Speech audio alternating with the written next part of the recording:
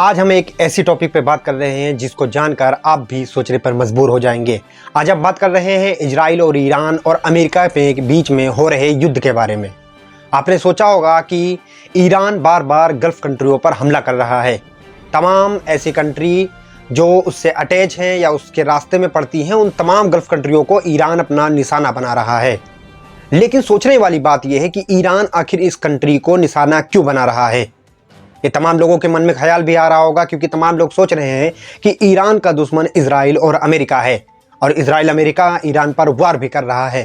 तो आखिर Iran gulf कंट्रियों को निशाना क्यों बना रहा है। एयरबेस की तो बात छोड़ो, कुछ बिल्डिंगों की भी निशाना बना रहा है, जिसका वीडियो आए दिन सोशल मीडिया पर वायरल हो रहा है। तो आज हम बात करेंगे कि ऐसा क्यों है और आखिर ऐसा क्यों हो रहा है, और ईरान आखिर गल्फ कंट्रियों को बार बार धमकी क्यों दे रहा है और उन पर हमला क्यों कर रहा है। इन सभी बातों में वीडियो में हम बात करेंगे।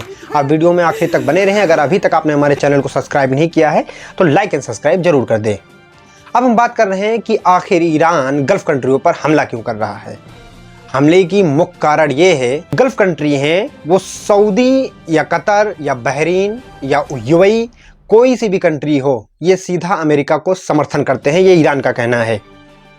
इसका मैं एक आपको बता भी दे रहा हूँ किस तरह से समर्थन करते हैं, क्योंकि आपके मन में ये भी सवाल आएगा कि आखिर समर्थन करते हैं तो किस तरह से समर्थन करते हैं।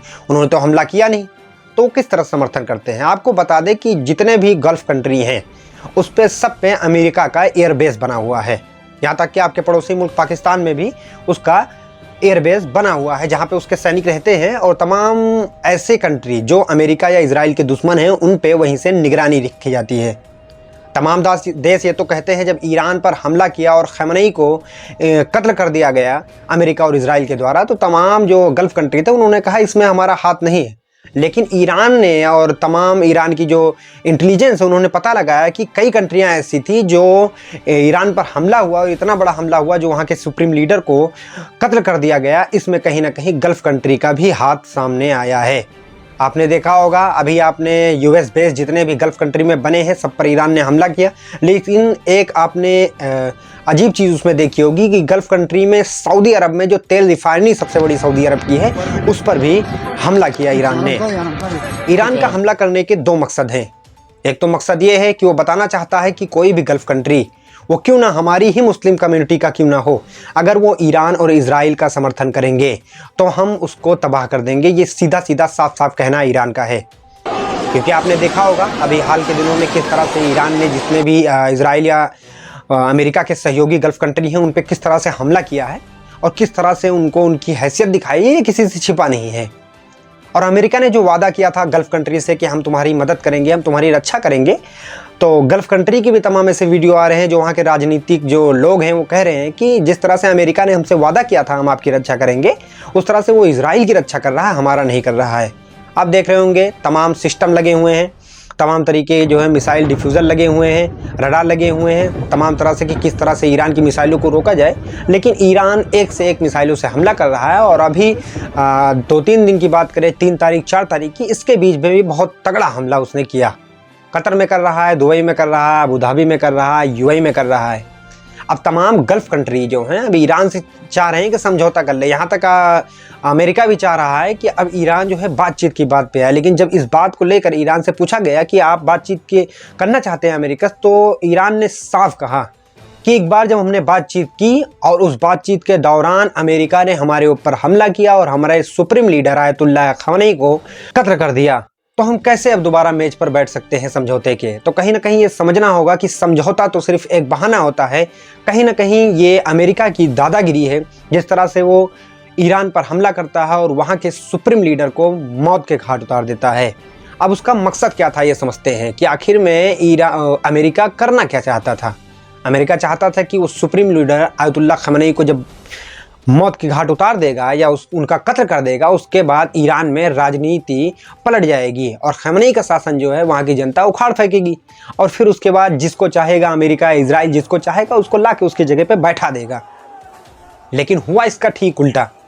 जब इसने हमला किया, इसने सोचा कि ईरान की जनता से कितनी नेतन्याहू की वीडियो है जिसमें वो अपील कर रहे हैं कि अब तुम्हारा अपना हक लेने का समय आ गया है और अपना हक ले लो। लेकिन होता क्या है, होता है इसका उलट क्योंकि जो अमेरिका है उसने ईरान के एक जो लड़कियों का स्कूल था उस पर बम मार देता है और लगभग 160 से 170 लड़कियां का कत्ल कर देता है।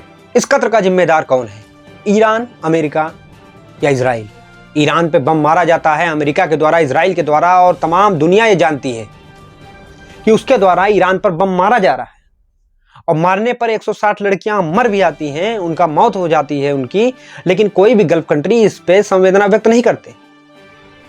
ईरान ने जो गल्फ कंट्रियों पर हमला बोला है, जो यूएस का एयरबेस बना हुआ है उस पर हमला बोला, तो उसकी निंदा सारे लोग बैठ के कर रहे हैं कि हम निंदा करते हैं, इसका ईरान को जवाब देंगे। लेकिन वहीं पर जब इजराइल और अमेरिका के ज्वाइंट ऑपरेशन में ईरान पर बम गिराया जाता है और 160 लड़कियों को मार दिया जाता है, उस पर तमाम गल्फ कंट्रियां चुप रहती हैं, उस पर वो निंदा नहीं करती, उस बात पर वो अमेरिका और इजराइल से इस बात का सवाल नहीं पूछती हैं कि आखिर ऐसा क्यों। अगर जंग हो रहे हैं तो आप उनके एयरबेस को निशाना बनाइए, आप आम पब्लिक को क्यों बना रहे हैं? लेकिन ये भी हिम्मत नहीं है। और आज की मैं न्यूज़ बता दे रहा हूँ, एक ईरान का जहाज़ था जो हिंदुस्तान आया हुआ था, किसी निमंत्रण पे आया हुआ था, कोई परेड होना था या कुछ होना था, उस पे वो लौट कर ईरान जा रहा था, श्रीलंका ही पहुंचा था। लेकिन अमेरिका ने उस जहाज़ पर हमला कर दिया और ईरान के जो नेवी के अफसर थे उसमें और तमाम सैनिक जो थे, लगभग 160 से 180 सैनिक मारे गए और 36 से 35 सैनिक बचे जो जिंदा, जिनको बचाया जा सका। आप सोचिए किस तरह से कि एक जहाज दूसरे देश में पार्टिसिपेट करने के लिए जाता है, उसको रास्ते में मार दिया जाता है, और तमाम मानवाधिकार आयोग और जो तमाम है, जो कहीं भी कोई कुछ होता है बोलते हैं, लेकिन अमेरिका के द्वारा कुछ भी करने पर या इजराइल के द्वारा कुछ भी करने पर वो नहीं बोल पाते हैं। ये आपने देखा भी होगा। अब ईरान के सुप्रीम लीडर को मार दिया जाता है, वहां पर 160 लड़कियों का कत्ल कर दिया जाता है, लेकिन इस पर तमाम गल्फ कंट्री, तमाम मुस्लिम कंट्री भी चुप हैं, निंदा कर रहे हैं, लेकिन उनकी इतनी हैसियत, इतनी औकात नहीं पड़ रही है कि वो कह दें कि ऐसा क्यों हो रहा है, ये गलत है। यहाँ तक कि तमाम जो इंग्लिश हैं मुल्क हैं, उन्होंने इसका विरोध किया है। कई ऐसे इंग्लिश मुल्क भी हैं जिन्होंने अपना एयरबेस तक देने से मना कर दिया, जिसका कि वीडियो आपके साथ हम शेयर करेंगे, आप उस वीडियो में देखिएगा।